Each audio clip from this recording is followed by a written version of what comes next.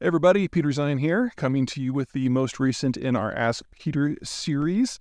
Today the question is about thorium power. Now, there's uranium-based nuclear power. Thorium is a potential substitute. It's a different element, different chemical process. And according to its promoters, thorium is better because it is more difficult to turn into nuclear weapons on the back end. So if you can remove a lot of the proliferation concerns of a uranium power cycle, then maybe we can get rid of some of the obstacles to adopting nuclear power on a broader scale. The short version is probably not, but to understand that, you have to understand how uranium works. So, when you mine uranium, you get something that is basically ore where a very small percentage of it is usable. Uranium decays over time, over decades, over centuries, over millennia, and you only get a few tenths of a percent of it that is actually the stuff that you need. So what you have to do is you have to mill it to get rid of all the stuff you don't need at all. And you're left with raw uranium in a form that they call yellow cake, which is a powder.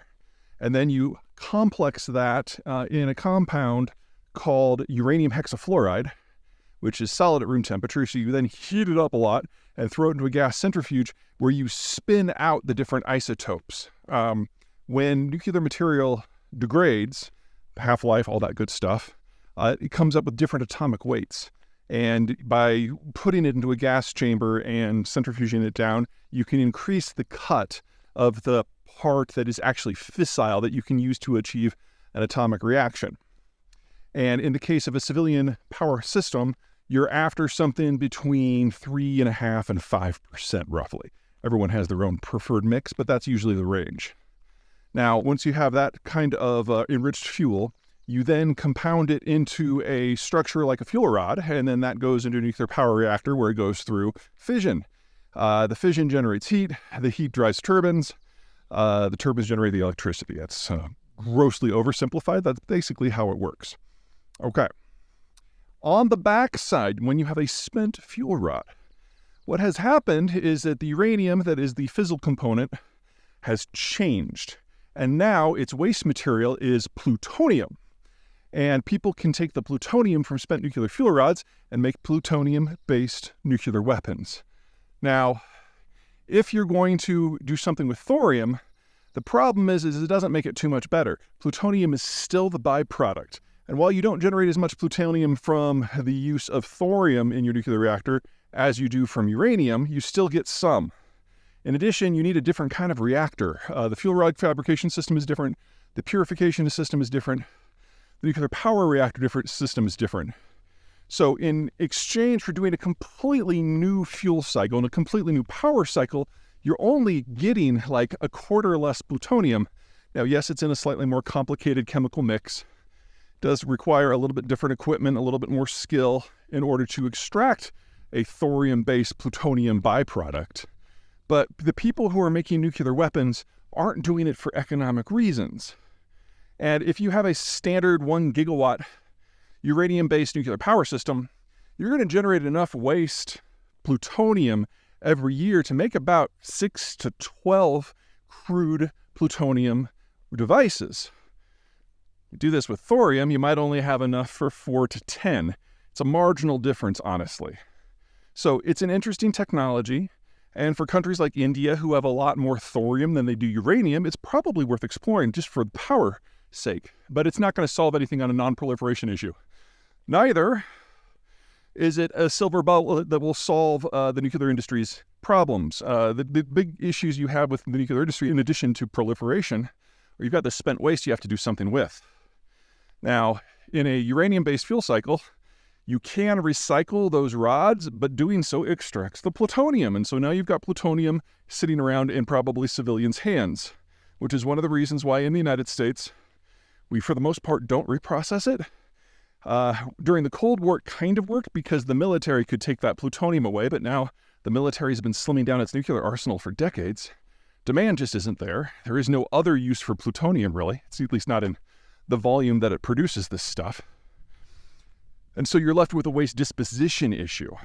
Now, other countries have addressed this, if that's the right word, by having some sort of government facility where most of the stuff goes and is interred or is mixed with glass or is buried or whatever. None of these things really solve the problem, but they at least address them. In the United States, we've got something called Yucca Mountain, which is a big storage facility, but it's completely oversubscribed already, which means in the United States, right now, all that spent fuel, unprocessed typically, is stored on the reactor site in a coolant pond, which I would argue is not the best idea. But until we get a couple acts of Congress that either deal with the reprocessing and the plutonium extraction and or create a fundamentally new storage facility that can handle all of the volumes that we need to handle, we're kind of at a stalling point with the nuclear industry in the United States. Barring the development of fundamentally new technologies, of which there are a few interesting ones in play, we're actually going to be seeing nuclear power fall drastically as a percentage of our overall fuel mix. It's been about 20% of the total for the last few decades, but we've only had one new plant come online since 1973. And pretty much all of them are going to be decommissioned over the next 15 to 20 years, which we may have questions over whether that's a smart thing to do, but these facilities are a half-century old plus, which means that with all the solar and wind, assuming it's working perfectly, we're really just going to be standing still when it comes to generation of electricity, much less decarbonization. So this is a piece of the puzzle that we really do need to fix. And it really does require action from Congress. So I have very low hopes that that's actually going to happen, and I'm afraid that thorium isn't going to get us any closer. Sorry. Bye.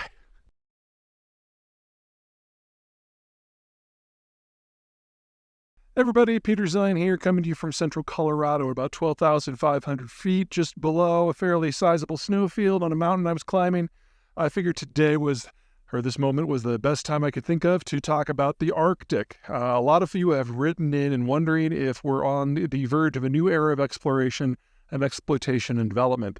Can't rule it out, but a couple things to keep in mind. Number one, the Arctic is, for the most part, completely unpopulated. And so even if you have a wonderful mineral resource, you then have to go into tundra in order to build roads or ports or airstrips. Tundra is not great land to deal with. In the summer, it tends to turn into a full-on swamp. So if you're going to have a town, it has to be elevated. And if you're going to have a road, it has to be on a raised berm that stretches hundreds, if not thousands of miles, which is why most of the remote places in Russia and Canada for mining aren't on the road network. You basically fly in, and then the place is just a frozen version of hell in the winter. If you want to do offshore, you're not just dealing with ice, you're dealing with moving sea ice, which means that most of what you have to do has to be under the ice, and yet it still has to be pumped back to the shore where it can be stored until the ice melts in the summer. So now you also need storage. So your cost for development for facilities up there is very high. The maintenance cost is extreme, and you're not going to be able to have a regular income stream because you can only ship out seasonally. Then there's the problem that where there are populations on the or above the Arctic Circle are very, very limited. You basically have two categorizations. The first is you've got the Russians, because during the Soviet period, the Soviets saw the entire Arctic zone as a zone for national security, and even though it made no economic sense, they settled people up there to the tune of a few million. Now, the vast majority of those people have found ways to get back to warmer climes, but there are still places like Murmansk and Norilsk that are way up there. The thing is, no one is going to sink the capital and technology that is necessary to develop the Russian Arctic. Exxon was doing a little bit on this in places like Murmansk and Vendré, I'm sure I mispronounced that, sorry Russians, and the Yamal Peninsula, but in the aftermath of the Ukraine war, that money's gone away. And there aren't a lot of companies on the planet that have any sort of experience in dealing with this sort of thing. The Russians do have some limited skills. Obviously, they've got plenty of experience. The problem is that the gutting of the Russian demographic structure is well underway, and the youngest people who were trained in the Soviet period with the full suite of technical skills necessary to do things like this, they're in their early 60s now. There just aren't enough people out there to do it, and the Russians have never had the capital to do it in any sort of scale. The other classification are places where the normal rules of the Arctic do not apply. There are a couple of places in the poles where warm water currents wash up against the coastline of the continent and make it a zone that is ice-free year-round. And the one that matters there the most is the North Atlantic drift going up to northwestern Europe. So the entirety of the Norwegian coast is ice-free year-round. And that's one of the reasons why Norway has become one of the world's preeminent energy powers, because they can go into the offshore oil and natural gas zones and produce year-round. They still have to deal with the depth. They still have to deal with offshore. They still have to deal with relatively light population densities. They still have to deal with storms. But at least they don't have to deal with moving sea ice. And as a first world country, they have capital access that the Russians simply can't match. The thing, however, though, is it's already ice-free. If you want anything more than what you've got right now, you've got to wait for the pole to melt out. And I have not seen a single estimate that suggests that the Arctic Ocean will be ice-free in the winter before the end of the century. Remember, the problem isn't just ice. It's seasonal ice that moves. And then the other issue is if you're not after resources, you might be after transport. The idea that you can ship things from Europe to East Asia back and forth much more easily than you can going the southern route through Suez or around Africa and India. Well, technically there might be something to that, but again, seasonal sea ice, you have to wait for the place to be ice-free. Otherwise, all the aids to navigation have to be redropped and recharted every single season. So again, seasonal route. And even if you're relying on an icebreaker, that icebreaker is going to be Russian. And in the current environment, there aren't a lot of people who want to rely upon the Russians for safety in times when there's distress, because for several thousand miles of empty trackless ocean and ice, there is no one else you can call. Finally, if you're going to do this, you're connecting East Asia, the most rapidly aging part of the planet, with Western Europe, which is the second most rapidly aging part of the planet. So you're making a long-term bet on two regions that demographically are not going to be able to trade much at all for much longer because they simply don't have any consumption that is going to be sustainable in the long run. So I don't think without a series of technological breakthroughs that are not very likely, we're going to see a lot of development up there. Everyone will play. Everyone always plays. But this is one of those things at the top of the world that's just going to stay there. All right, that's it. Take care.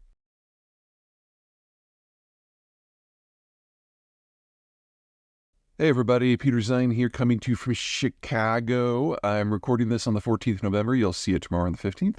The news today is that the APEC Forum, that's Asia Pacific Economic Cooperation, it's a forum that was set up decades ago to help with economic integration among the Asia Pacific region, is having their annual Heads of State Summit in San Francisco, and everyone will be there.